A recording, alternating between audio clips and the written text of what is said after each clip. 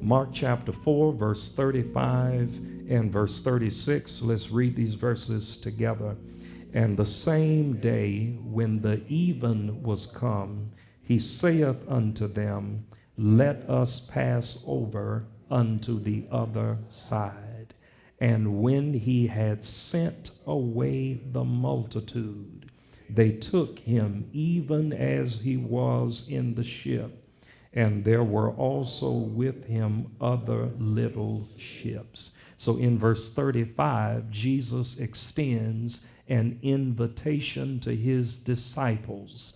But before he takes a trip with his disciples, that is his truest followers, his student followers, before Jesus could go to the next level with his followers, you find the statement that is contained in verse 36, and it is this, and when he sent away the multitude. I want to help you make an announcement to all the grown people you have been carrying in 2017, 2018, and 2019. I want to help you make a declaration to them tonight. Are you ready for me to help you make a declaration to all the grown people you have been carrying since 2017, 2018, 2019? Are you ready to make a declaration to them? You ought to look at them wherever they are. Not next, hopefully they're not in the room with you. Some of y'all say, Pastor, I ain't got to look far. I brought them with me tonight. But I want you to make a declaration to all the grown people you've been carrying for far too long. Repeat after me. I'm sorry, but you can't go. Amen. You may be seated in the Lord's presence. That's what I want to talk about tonight on New Year's Eve night as we leave 2019 on our way into 2018. There are some grown people in your life that you need to inform that you are sorry, but they can't go. You carried them in 17. You carried them in 18. You carried them in 19. Some of them are in the club tonight, toe up from the floor up. They got on a brand new outfit. Their lashes are so heavy until they had to do calisthenics just to keep their eyes open. Somebody's wearing a Mr. T starter kit. They all greased down up here in the chest, but you still carrying them on your phone bill. And your testimony to them tonight ought to be, I'm sorry, but you can't go. One of the hardest words for some of us to use is a word that only has 2 letters and only has 1 syllable, and it is the word no.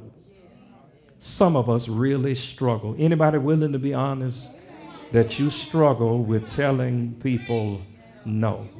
One of my preaching heroes is Dr. John Allen Newman, and his secretary called him and said to him, Dr. Newman, a pastor has placed a call to you, and you need to return that pastor's call immediately because it is an emergency. To which Dr. Newman responded, an emergency to whom?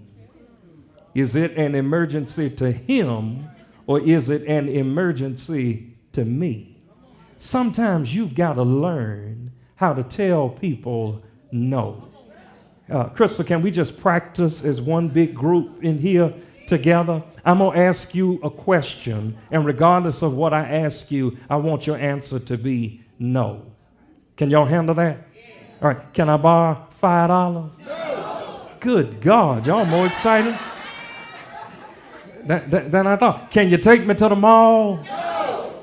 Can I stay at your house when I got some?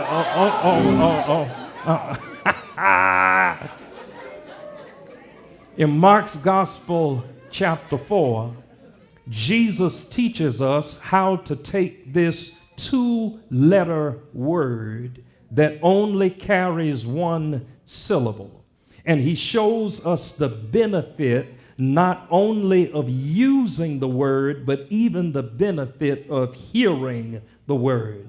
I want to drop one major theme in your spiritual basket as you leave 2019 on your way into 2020. Here is the one spiritual nugget that I want to drop into your basket. Are you ready for it? There is a difference between those you can tolerate and those you can elevate. There is a difference between those you can tolerate and those you can elevate. Some of you, this is going to come as a news flash to you because you've been on your job for the last 15, 20 years and you really think you all of that. Here's the reality. They just tolerate you. When it comes time for a promotion, they look into everybody else to promote and not even looking in your direction. Why? Because everybody you can tolerate, you cannot elevate.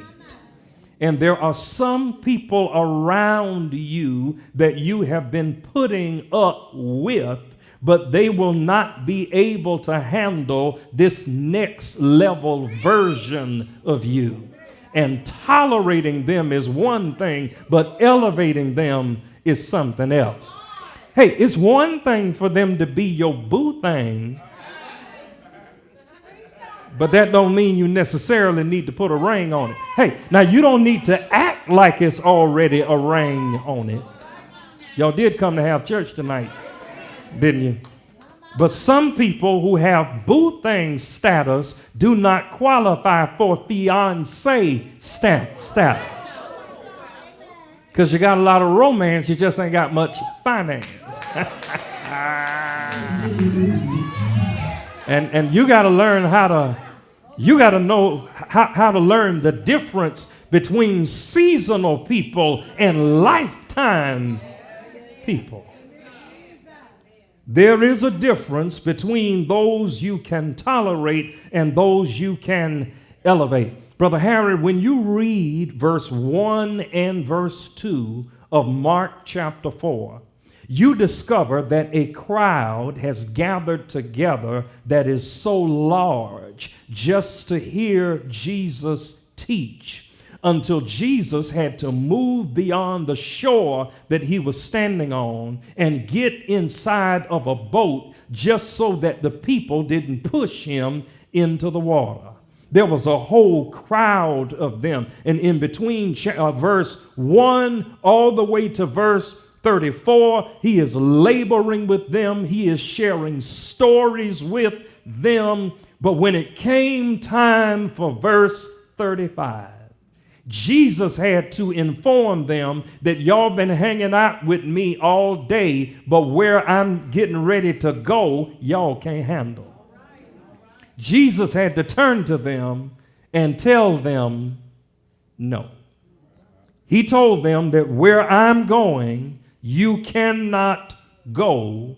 They had to stay where they were. And all I want to do with the time that's left on the clock, with these Baptist 15 minutes that y'all left me with, you know, ain't no telling how long that is, about this 15 minutes. But I want to take 3 words of affirmation and share them with you on the benefits of being able to use this 2-letter word that only has one syllable, the word no, because it is a benefit to those of us who learn how to use it and to those of us who know how to receive it or how to hear it. Here's the first element contained in the text about the value of this word no. If you learn how to use the word no, this will help you. It's right there in verse 35 and in verse 36. If you learn how to tell people no, this will help you. All right, let me say it the way that you are a little more familiar with it. This will help you. Because the reason you hide in your car at somebody else's house is not because of your brokenness. It's because you've been co-signing on somebody else's brokenness. And you didn't know how to tell them no. The reason you got a cell phone and a house phone, but you're scared to answer either one of them, is because there's somebody in your life and you didn't know how to tell them no. The reason you're on the verge of getting your lights cut off while your child is wearing a pair of $200 tennis shoes is because you struggle with knowing how to tell people no. The reason you got a wife and a girlfriend. I can't stand deep saints.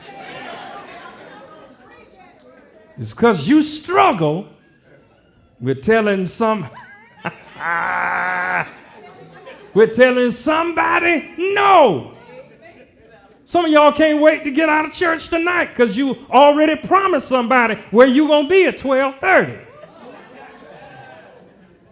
I guess I've been doing this too long. This will help you. If you learn how to tell people no, this will help you. It's in verse 35 and verse 36. And the same day, when the even was come, he saith unto them, let us pass over unto the other side. And when they had sent away the multitude, they took him even as he was in the ship. Let me explain to you how it will help you when you learn how to tell people no. Do you see how urgent this matter is in verse 35 and in verse 36? This all occurs not in the morning time, but in the evening time. That means that Jesus has been laboring all day long. It is now time for people to go home. And the time is so urgent until verse 35 says that it was the same day, not the next day, but the same day. Not in the morning time, but when the evening had come. He saith unto them, that is his disciples, let us now pass over unto the other side. And when they sent away the multitude, watch this, they took him even as he was in the ship. That means they didn't pack a new lunch. They didn't go home for Jesus to put on a new change of clothes. He didn't get some new sandals. He didn't get a new robe. This situation was so urgent until they needed to go right then. What does that mean? Sometimes you don't have time to explain everything. And the reason some of the people you rolling with, you don't need to be rolling with them, is because sometimes you need to move and you ain't got time to explain everything. But some of the folks you rolling with, before they make a step, they got to have all the details. But when the reality is, sometimes when God tells you to move, he didn't say nothing about you, Pookie, and Ray Ray. He didn't say nothing about you, Shay Shay, Nim. And you ain't got time to be trying to explain to everybody and get them all on the same page. This will help you. Because in verse 33 through verse 34, Jesus had been laboring with them. Watch 33. And with many such parables spake he the word to them as they were able to hear it. But without a parable spake he not unto them. And when they were alone, he explained all things to his disciples. Sometimes you don't have time to explain everything. Parents, that's why you need to teach your kids to do what you tell them to do when you tell them to do it, because sometimes you ain't got all day to explain everything. When you tell them to move, it's time for them to move. Some of the people you hanging with, if you tell them to duck, they want to know why they ducking. When truth is, if you don't duck, you might lose your head. This will help you. Hey, that's not all. It is not only true that the benefit you get out of being able to tell people no is the fact that this will help you. There's a second element in the text. It is this. This will help them. I've shared with you over the years about one of the first attempts at transatlantic flight. A man was trying to fly a solo piloted aircraft all the way across the Atlantic Ocean without ever having to stop. He was flying the plane at an altitude of 33,000 feet, and he started hearing a strange sound. It was a gnawing sound. It was a chewing sound. And when he looked down, he saw that the insulation that protected the delicate wires that held the plane in the air, the insulation was falling all over his feet. Darrell, do you know what he immediately deduced? He wasn't the only person on the plane. There was a stowaway passenger on the plane. A rat was in the cockpit chewing on the wires that helped to keep the plane in the air. What do you do flying at 33,000 feet and you got a rat chewing on your wires? You know what he did? He took the plane higher and higher and higher, and finally the rat fell out. You know why? He took the rat into an atmosphere where the air was so thin until the rat couldn't survive. And you are choking some of your friends to death because you're trying to take them with you into an atmosphere that they can't survive in.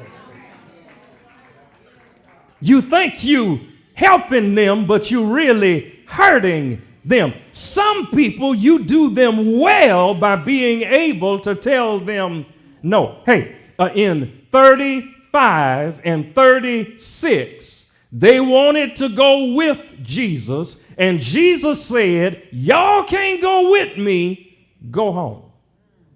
What I find to be interesting, Sister Miller, is that Jesus did take with him 12 disciples. And when you read verse 36 through verse 41, they tripped on Jesus. Hey, it's in the text. Watch verse 36. And when they had sent away the multitude, they took him even as he was in the ship. There were also with him other little ships. Watch verse 37. And there arose a great storm of wind, and the waves beat into the ship so that it was now full. And he was in the hinder part of the ship, asleep on a pillow. And they awake him and say unto him, Master, carest thou not that we perish? And he arose and rebuked the wind and said unto the sea, Peace, be still. And the wind ceased, and there was a great calm. And he said unto them, Why are ye so fearful? How is it that ye have no faith? And they feared exceedingly, and said one to another, What manner of man is this, that even the wind and the sea obey him? So, Joanne, here's the point I'm trying to make. if these boys, these 12 boys who had been with Jesus a long time, if they fell apart on the journey, imagine how quickly the crowd would have fallen apart. You see, these boys had been with Jesus long enough to see him do some stuff. They saw in Matthew chapter 3 when all three aspects of the Trinity showed up at the same time. Jesus was standing in the water to be baptized. The Spirit of God came down in the form of a dove, and God the Father spoke from heaven and said, "This is my beloved Son, in whom I'm well pleased." These boys had witnessed all three aspects of the Trinity at the same time, and they still fell apart when they got in a storm.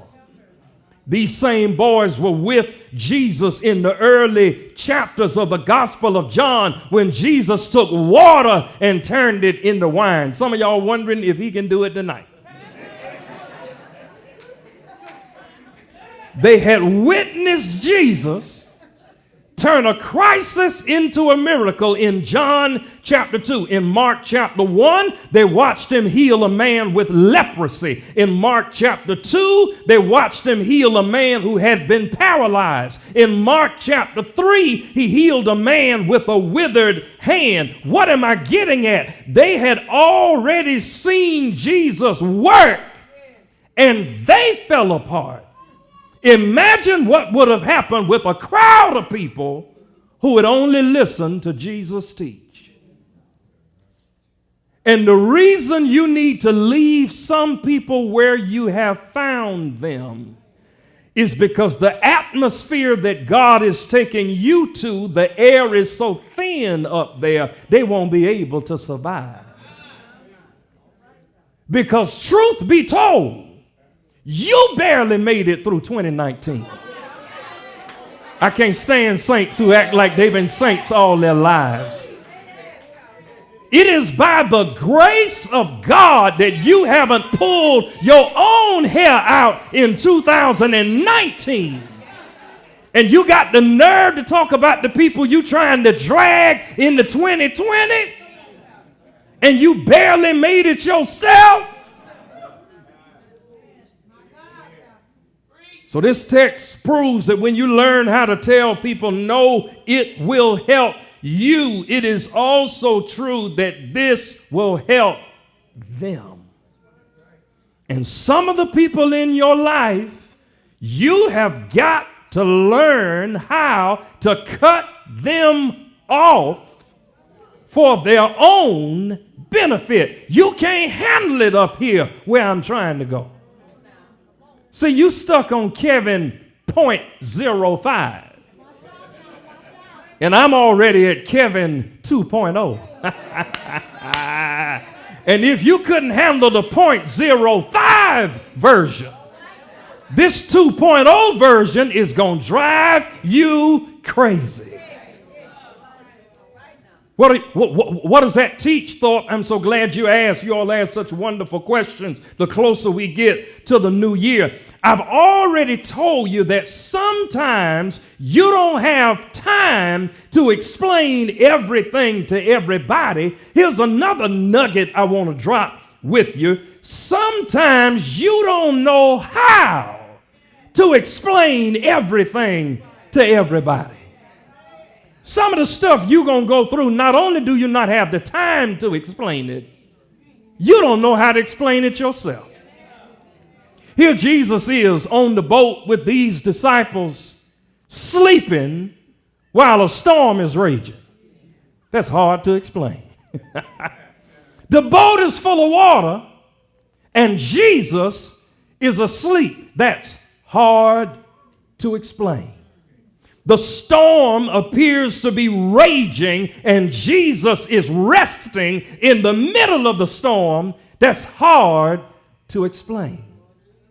See, when you're praying over a loved one, you got to be careful about who you bring in the room with you, because they're not going to understand everything about your prayer. See, because sometimes when you're in the room with people who are sick, your prayer is not one of deliverance, it's a prayer of comfort. I wish I had somebody who knew what I was talking about.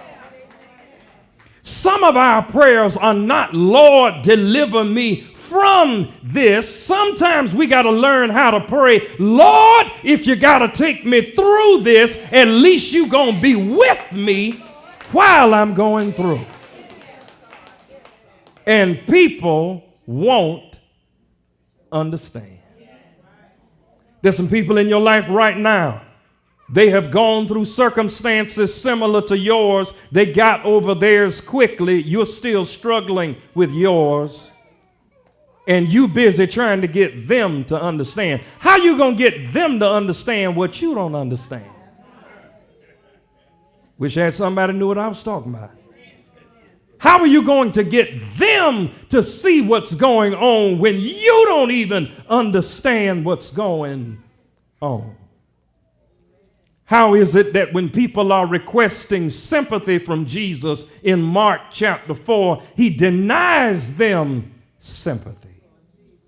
You know, Tam, one of my most favorite passages in the whole Bible is Genesis chapter 22. I mean this from the bottom of my heart. I love Genesis chapter 22.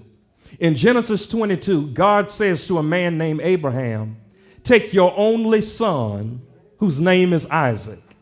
Take him up to a mountain, and I want you to kill him and offer him as a sacrifice unto me.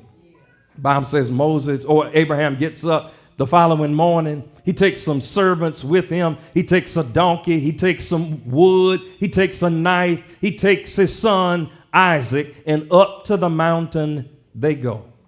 When they got to the base of the mountain, Abraham said to the servants, stay here with the donkeys. And he said, me and the boy are going up on the mountain to worship, and me and the boy will return. I wish I had some Bible readers. Now, God had said to Abraham, take the boy up there and kill him. Abraham said to the servants, stay here with the donkeys. I'm going up with the boy.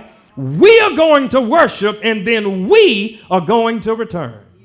If you fast forward all the way to the book of Hebrews chapter 11, what Abraham knew was if God killed the boy on the mountain, he had to resurrect him before he got back down. But here's the problem. If Abraham had taken the servants with him, when they got to the top of the mountain, and Isaac said, Daddy, this is not my first time being with you during a sacrifice. I see a knife. I see some wood. I see fire. But where's the lamb? Abraham said, don't worry about it. The Lord will provide himself a lamb. Hey, you know what that literally means in Hebrew? The Lord said, I'll see to it. I'll see to it.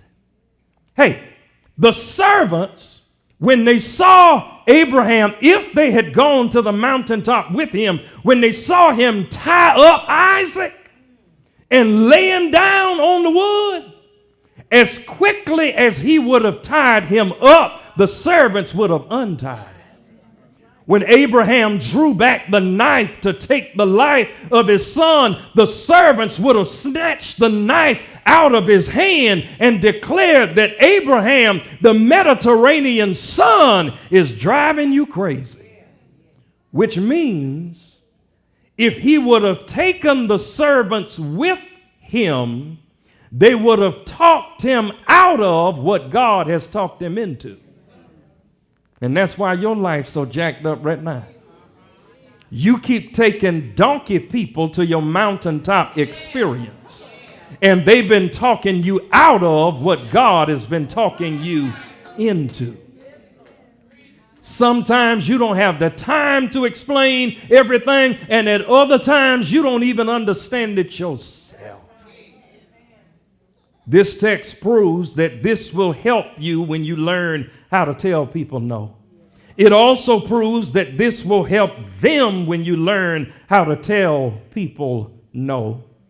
But here's the last thing, and I'm out. This may persuade some of them when you learn how to tell them no. Can I give this to you for free? The miracle of Mark is not in chapter 4. We get so sidetracked by what occurs in chapter 4. Pastor, look at it. Look at it. By the time you get to verse 41, Jesus spoke to the wind and spoke to the waves and said, "Peace, be still." And the winds and the waves laid down like a sleepy dog. You think that's something? Jesus, the boat was full of water. Your sandals were floating. Your robe was wet. Jesus said, you think that was something? Hey, Jesus said, did any of you pause long enough to ask why I was sleeping in the first place? The miracle is not in Mark 4. The miracle does not occur until Mark 5. In Mark chapter 5, there were two men living in the cemetery possessed with demons. And Jesus said, the reason I got to take a nap in chapter 4 is because of the warfare I've got to do in chapter 5. And the message to you is, if you fall apart in my chapter 4, you're going to lose your mind when you get to my chapter 5. But watch this. It's in the text. Sister Barnes, it's in the text. It's in verse 36. It's in the text that even when you cut people off, sometimes you do them a favor. Because verse 36 says, and when they had sent away the multitude, they took him even as he was in the ship. Don't miss this. And there were also with him other little ships. What are you getting at? Some of the people in your life, if you hadn't have kicked them out of your big ship, they never would have found their little ship. Okay, y'all gonna be deep. You think you helping people because you do everything for them, when the truth is you are crippling people who will never be able to do anything for themselves. He 35, you wash all his clothes. What are he going to do when he get married? She 40, you cutting up her meat. What is she going to do when she's got children of her own? Do you know there's some mothers in here who will testify that the only reason your child stopped nursing is because you got tired of them nursing. They never got tired of nursing themselves. If you had left it up to them, they'd have been 12 years old, looking for you at lunchtime. But because you got tired of them, you start switching some things up and stop nursing and learn what formula was. Learn what cereal was. And somebody in this room is nursing somebody who's old enough to be dining in their own restaurant. And you think you're doing them good, and the truth is you're doing them harm. You can't, he's 13, you can't even trust him to brush his own teeth. You got to check him before he leave the house just to make sure he got all of it. Did you put on deodorant? And now here he is, 35, and his wife asking him the same thing. Did you wash your face?